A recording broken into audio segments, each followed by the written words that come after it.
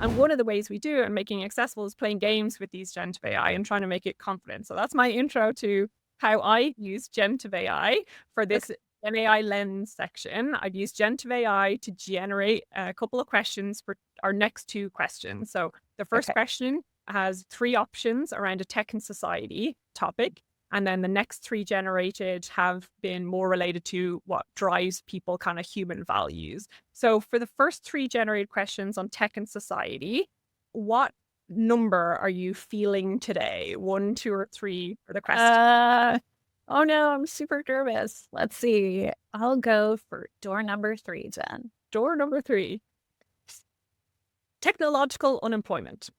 If AI eventually displaces 50% of current jobs, but creates unprecedented prosperity through increased productivity, should people still need to work? What's your vision for a fair economic model? This is a hard one. And I will say, I don't think anyone has a crystal ball about how AI is going to transform economy and work. But it is very, very important that we take this seriously, and that we think about how we empower people to blaze their own trails and take control of their own transformation as we think about how it enhances productivity and work.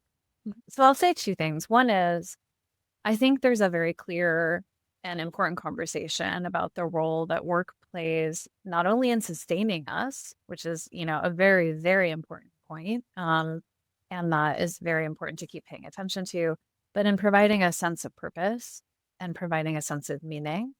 And I think there's room to play, right? As we think about how would we all redesign our jobs if we could? What would they look like? What would that sense of purpose look like if we were starting from scratch? Mhm. But I also think your question also underlines the point about this moment that we're in, where we get a chance to define, is AI augmenting us or, replacing us? And I think it's really, really important that we, as we think about redesigning workflows with AI, that we're thinking about human judgment, human oversight, human relationships, and how that actually greases the skids for businesses and makes things even better and more productive. I don't think that's going away anytime soon. Mhm. No, I think that's excellent points. And I love the idea. And I think it is what people want to hear, but sometimes maybe can't believe that it's what we will choose in terms of what to focus on, that there will be flexibility to allow for choice that wasn't available before. Maybe harmful, unsafe, or otherwise tasks had to be done. And so people had to do that. And I think allowing for whether it's going to be AI integrated into systems, robotics, or otherwise, there's going to be ways to allow for deeper work in some areas, removal of unsafe work in other areas.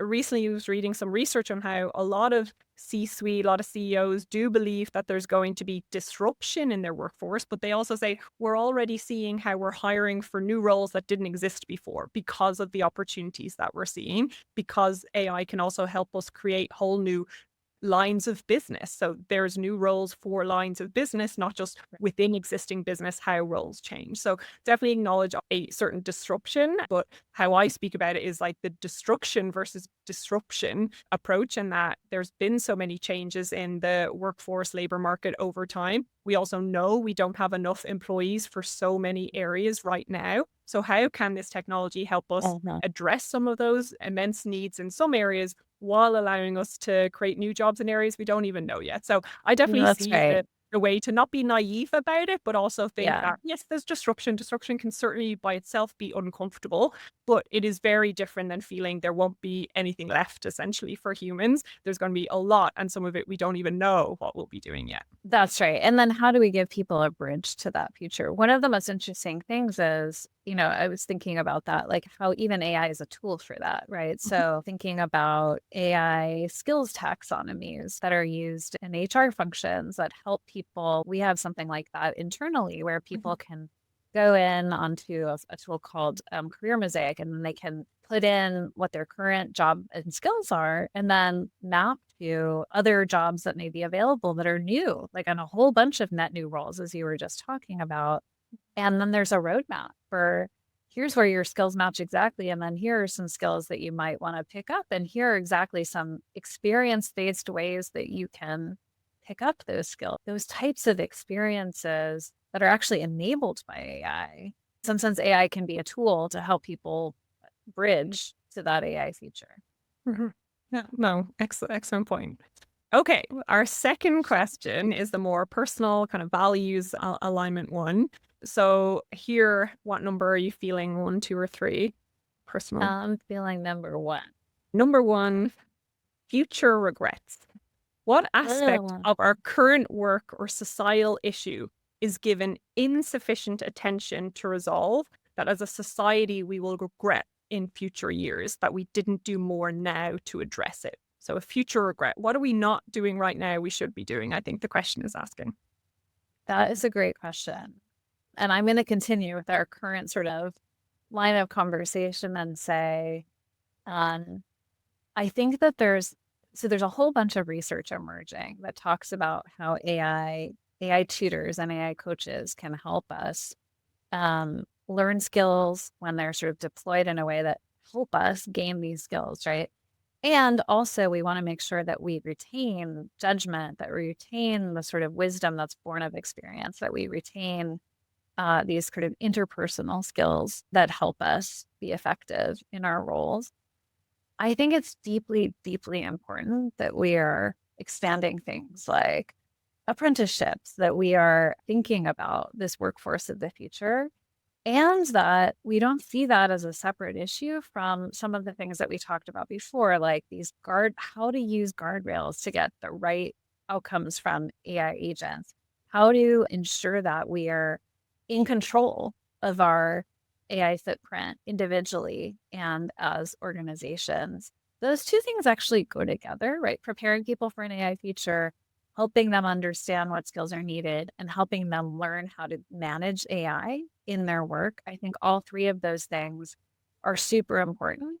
I think we need to invest way more. If all the things that we've said are even 10% true, if this is a transformative force in the way that we think it is, people need to be paying attention right now, and we need to be helping people feel in control of that future. Mhm. No, I love that. And it reminds me when I was growing up school in Ireland, we had a class called civics where you learned essentially about how to be a good citizen in the world around you. And it was like both like how to vote, where your taxes go and making sure that they're valuable, how to donate to charity and feel like you're contributing things larger than yourselves. And it was a way essentially of teaching us as younger kids, like how to be a responsible person in the world Yeah. and not trying to teach us values or things obviously that are either inherent or built through our families of origin and culture.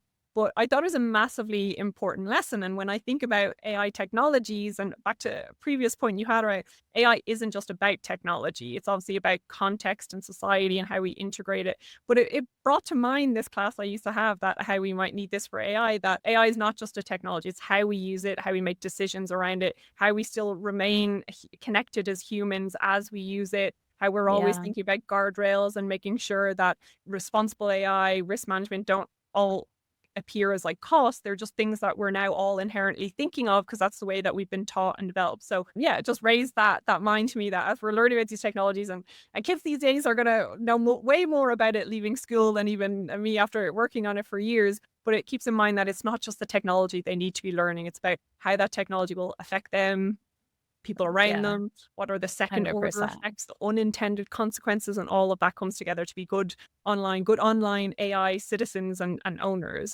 And can I offer one more actually that came to mind as Okay. you were talking? Um, I think we need to pay more attention to energy efficiency in AI. Mhm. We've done a lot of really interesting work on that at Salesforce, where we have a model that estimates energy efficiency for different AI models. We've done a whole bunch of work about thinking about energy and AI across our enterprise. And obviously, that's going to grow as that question is going to grow as AI becomes more and more powerful, more and more pervasive. And that will become, not only important for individual companies, but important for our economy, important for countries. If you think about that question of what will you look back at 20 years from now, that is an investment that will yield a lot of dividends, both for individuals and for society at large. No, you're exactly right. Thanks for highlighting that the importance of understanding that energy footprint and energy and water footprint. I was just talking the other Yeah. day about the Yeah. amount of water that's been used in an increasingly dry and hot world. Water becomes increasingly important as well. So really good to hear how Salesforce is tackling that, but also making tools available for other people to understand Yeah. that footprint as well.